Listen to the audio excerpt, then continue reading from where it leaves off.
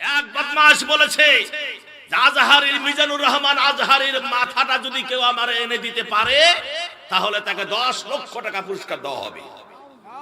জোরে কোন নাউজুবিল্লাহ, আরো জোরে কোন নাউজুবিল্লাহ। আজহারীর মাথা কেটে 3 ভাগ করতে পারলে 10 লক্ষ টাকার পুরস্কার দেওয়া হবে।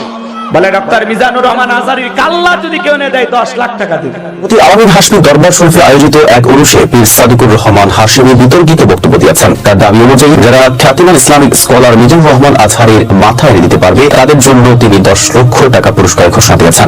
মিজানুর রহমান আজহারী সাহেবের মাথা যদি কেউ তার কাছে নিয়ে যেতে পারে, মানে আপনি আজহারী সাহেবের মাথাটা মানে কেটে নিয়ে যাবেন তার কাছে, যদি এটা আপনি করতে পারেন তাহলে তাকে 10 লক্ষ টাকা তিনি পুরস্কার দিবেন। জোরে কোন নাউজুবিল্লাহ, আরো জোরে কোন নাউজুবিল্লাহ। আমার মুসলমানেরা, এই ধরনের কথা যদি কেউ আপনাদের সামনে বলে জুতা মেরে এই পৃথিবী থেকে বিদায় করে দিতে হবে। কথা বলে ঠিক কিনা? কারা কারা দি দুই হাত তুলে দেখান। আল্লাহু আকবার। ঘরে ঘরে আলো, ইসলামের আলো।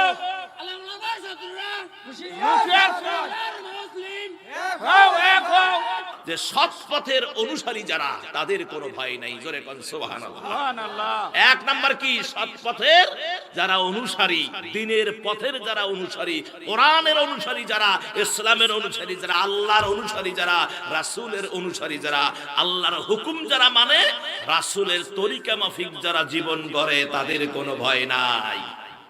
আছে ভয়? আছে ভয় নাই। এজন্য আমাদেরকে দিন কায়েমের ময়দানে আমাদেরকে ঝাঁপিয়ে পড়তে হবে।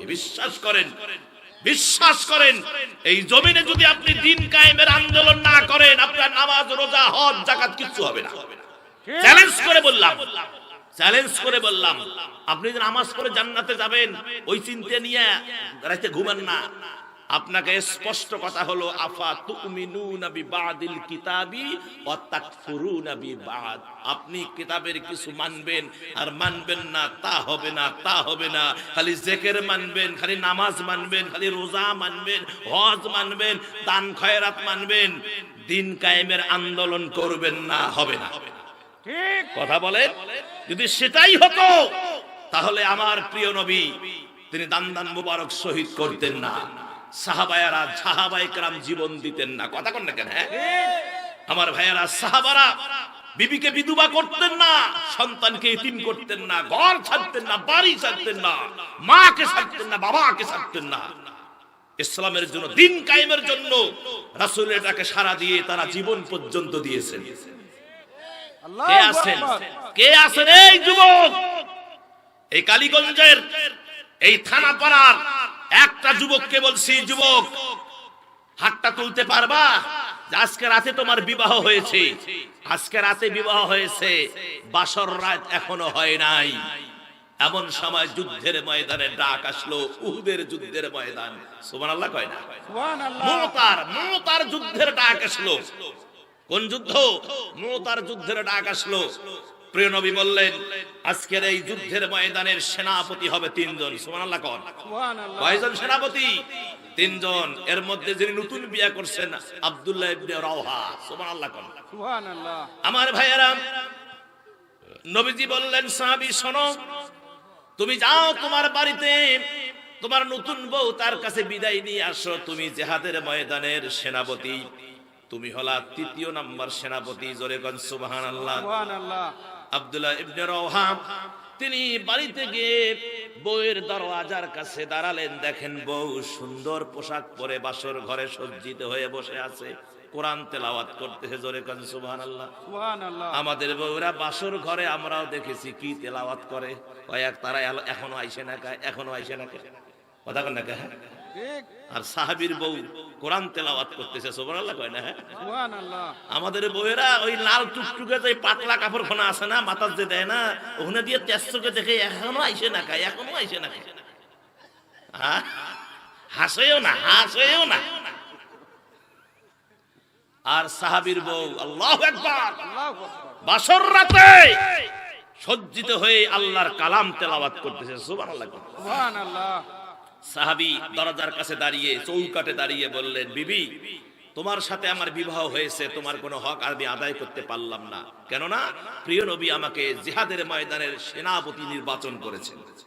আল্লাহু আকবার, চলে যাচ্ছি, দেখা হবে কিয়ামতের ময়দানে। আল্লাহু আকবার। আল্লাহু আকবার। তার কারণে তিনজন সেনাপতি সাহাবী বুঝতে পেরেছে যুদ্ধের ময়দানের সেনাপতি লাগে একজন, হুজুর বানাইছে তিনজন, তাহলে বোঝা গেল একজনও ফিরে আসবে না। তারা নিশ্চিত শহীদ হওয়ার এই তামান্না তাদের হৃদয়ে জেগে উঠেছে, আমরা নিশ্চিত শহীদ হয়ে যাব। বিবি বললেন, স্বামী গো শোনো, এই মাত্র তোমার সাথে আমার বিবাহ হয়েছে, আমি তোমার চেহারাটাও দেখতে পেলাম না, একটু ঘরের ভিতরে আসো, আমি তোমার চেহারাটা সুন্দর করে দেখে নেই। স্বামী বলল, ঘরের ভিতরে ঢুকবো না, ঘরের ভিতরে ঢুকলে পরে তোমার প্রতি আমার প্রেমের আকর্ষণ বাড়বে, ভালোবাসা বাড়বে, আমি যুদ্ধের ময়দানে যেতে পারবো না। বিবি বললেন, আল্লাহে, আল্লাহর কসম করে বলি, প্রেম নিবেদন করব না, ভালোবাসা দিব না।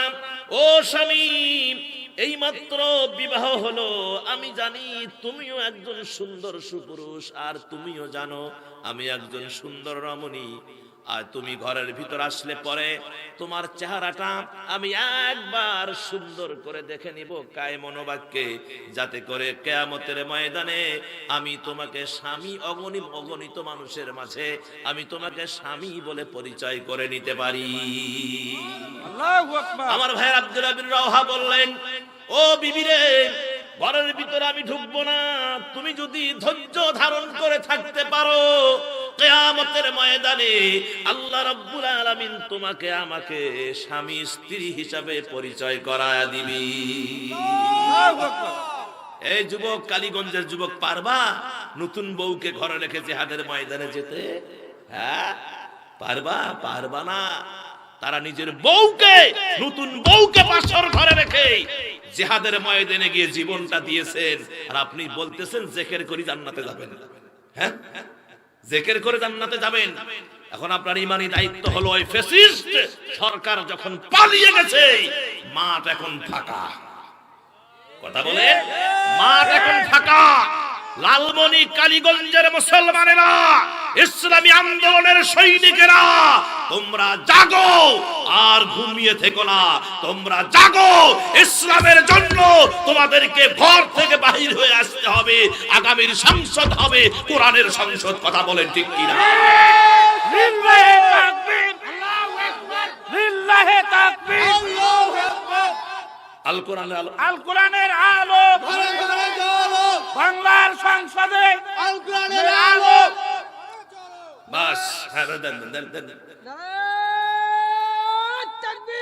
আল্লাহু আকবার, লিল্লাহি তাকবীর, আল্লাহু আকবার। দুনিয়ার মুসলিম দেখো, দেখো, দুনিয়ার মুসলিম দেখো, দেখো। আলিম উলামা যেখানে আমরা আছি, সেখানে আলিম উলামা যেখানে আমরা আছি, সেখানে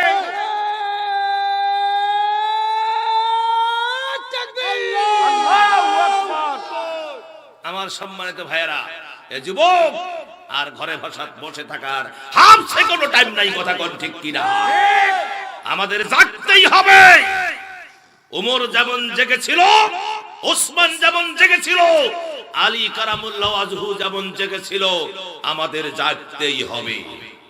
দাও খোদা দাও আবার আমায় উমর দারাজ দিল, দাও খোদা দাও আবার আমায় উমর দারাজ দিল, দাও আলীর মতন বীর সেনানী, আলীর মতন বীর সেনানী, জাগাতে নিখিল, দাও খোদা দাও আবার আমায় উমর দারাজ দিল, দাও খোদা দাও আবার আমায় উমর দারাজ দিল। বলেন মারহাবা। তাহলে আমার ভাইয়েরা এখন আসেন, আল্লাহ পাক বললেন, কুল নাহবিতু মিনহা জামিআন ফাইম্মা ইম্মা ইয়াতিয়ান্নাকুম মিন্নি হুদান ফামান তাবিআ হুদায়া ফালা খাউফুন আলাইহিম ওয়ালা হুম ইয়াহজানুন। আমি বললাম তোমরা সকলেই স্থান থেকে নামিয়ে যাও, মানে এই আয়াতটি হযরত আদম আলাইহিস সালাতু ওয়াস সালাম, হাওয়া আলাইহিস সালাতু ওয়াস সালামের শানে আল্লাহ রাব্বুল আলামিন অবতীর্ণ করেছেন যখন তারা গন্ধম খাইলেন। কথা কোন ঠিক কিনা? আল্লাহ বলেছেন আদম হাওয়ারে তোমরা জান্নাতে বসবাস করো, জান্নাতেই থাকো, অবস্থান করো, জান্নাতেই নাজ নেয়ামত ভোগ করো, খবরদার ওই গাছের নিকটবর্তীও যেও না। যদি যাও তাহলে তোমরা জালিমদের অন্তর্ভুক্ত হয়ে যাবা। আর যখন আল্লাহর এই হুকুমকে আল্লাহর হুকুমকে শুনলেন, শোনার পরেও শয়তানের ধোকায় পড়ে যখন গন্ধম খাইলেন, আল্লাহ রাব্বুল আলামিন আদম আর হাওয়ার দেহ থেকে জান্নাতি ড্রেস খুলে নিলেন এবং বললেন তোমরা নেমে যাও দুনিয়ার জমিনে। পরে যখন আমার পক্ষ থেকে তোমাদের জন্য সৎ পথের যখন কোন নির্দেশ আসবে, তখন আমার ভাইয়েরা যাহারা আমার সৎ পথের অনুসারী হবে, এটাকে অনুসরণ করবে, তাদের কোনো ভয় নাই, আর তারা চিন্তাগ্রস্ত হবে না। জোরে কোন সুবহানাল্লাহ, আরো জোরে কোন সুবহানাল্লাহ।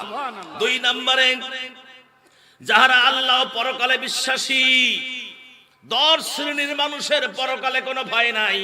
তার মধ্যে 2 নাম্বার হলো যারা আল্লাহ এবং পরকালে বিশ্বাসী, তাদের কোনো ভয় নাই। মান আমানা বিল্লাহি ওয়াল ইয়াউমিল আখিরি ওয়া আমিলা সলিহান ফালাহুম আজরুহুম ইনদা রাব্বিহিম ওয়ালা খাউফুন আলাইহিম ওয়ালা হুম ইয়াহজানুন। যাহারা আল্লাহ এবং আখিরাতে ঈমান আনে, আল্লাহ এবং আখিরাত, আখিরাত আছে না নাই? আছে। জোরে কোন আছে না নাই? ওই দিন এমন হবে রে ভাই, এমন বিভীষিকাময় পরিস্থিতি ওই দিন শুরু হবে, কেউ কারো পরিচয় দিবে না। আপনার নেকির পাল্লা যদি হালকা হয়ে যায়, তাহলে আল্লাহ পাক বলবে ও আমার বান্দা, ওই যে তোর বউ বসে আছে, তোমার স্ত্রী বসে আছে, যা তার জন্য তো জীবনটা শেষ করে দিলা। কথা কোন ঠিক কিনা? স্ত্রীর খুশি করার জন্য সুদ খাইলাম, স্ত্রীর খুশির জন্য অন্যায় করলাম, নিজের ভাইয়ের ছেলেকে ঠগাইলাম, নিজের বোনকে ঠগাইলাম, ভাইকে ঠগাইলাম, ইতিমকে ঠগাইলাম, স্ত্রীকে খুশি করার জন্য। কথা কোন ঠিক কিনা? নিজের মাকে বৃদ্ধাশ্রমে রাখলাম, স্ত্রীকে খুশি করার জন্য। ও আমার বান্দা গোলাম রে, ওই যে তোর স্ত্রী বসে আছে, যা একটা নেকির তোর শর্ট হয়ে গেছে, ওই নেকিটা তার কাছে নিয়ে আয়, নিয়ে তাড়াতাড়ি করে আমার জান্নাতে চলে যা। গিয়ে বলবে তুমি কি আমার চেনো? ওই যে আমি তোমার আব্দুল কুদ্দুস, তোমার স্বামী, সব কিছু তোমার উজাড় করে দিয়েছি, আমার একটা নেকি শর্ট দিবা। কে তুমি? আরে আমার দুনিয়ায় কোনো বিয়ে হয় না, এর মানুষ নাকি? আমি দুনিয়ায় আমার বিয়ে হয় নাই, আমি চিরকুমারী। সোহকান, সোহকান, দূর হয়ে যাও। আজ এই কিয়ামতের ময়দানে তুমি আমাকে যে পরিচয় দিচ্ছ, আসলে তোমার সাথে আমার কোনোদিন দেখাও হয় নাই, পরিচয়ও ছিল না, আমার কাছ থেকে চলে যাও। তাহলে যার জন্য এত কিছু করলেন আমার ভাইয়েরা, সেই কিয়ামতের ময়দানে পরকালে নিঃস্ব হয়ে আমাদেরকে ফিরে আসতে হবে। কথা কোন ঠিক কিনা? সেই কথা আল্লাহ বলছেন যে যারা আল্লাহ এবং আখিরাতে ঈমান আনে, বিশ্বাস করে এবং সৎ কাজ করে, তাদের জন্য পুরস্কার আছে তাদের প্রতিপালকের পক্ষ থেকে। তাদের কোনো ভয় নাই, আর তারা চিন্তাগ্রস্ত হবে না। আমার ভাইয়েরা 3 নম্বরে আল্লাহ রাব্বুল আলামিন বললেন যাহারা আল্লাহর কাছে পুরোপুরি আত্মসমর্পণ করে। আসলে মুসলমানের শব্দটার অর্থই হলো কি? স্যালেন্ডার করা। মুসলমান মানে কি? জোরে কোন। স্যালেন্ডার করা, আত্মসমর্পণ করা, স্যালেন্ডার করা মানে আপনার কোনো দেওয়ানগিরি চলবে না, দেওয়ানগিরি চলবে আল্লাহর। দেওয়ানগিরি কার চলবে? আল্লাহর। আল্লাহ। আপনার দেওয়ানগিরি চলবে? না। কোনো দেওয়ানগিরি চলবে না। দেওয়ানগিরি করবেন কে? আল্লাহ করবেন। আপনার মাস্তানি চলবে না। মাস্তানি করবেন কে? আল্লাহ। আপনার কোনো কি তাকাব্বরি চলবে না, অহংকার চলবে না। অহংকার করবেন, তাকাব্বরি করবেন কে? জোরে বলেন কে? আল্লাহ করবে। বিদায় আমার ভাইয়ের, আল্লাহ পাক বলেন সূরা বাকারা 112 নম্বর আয়াত, বালা মান আসলামা ওয়াজহাহু লিল্লাহি ওয়া হুয়া মুহসিনুন ফালাহু আজরুহু ইনদা রাব্বিহি ওয়ালা খাউফুন আলাইহিম ওয়ালা হুম ইয়াহজানুন।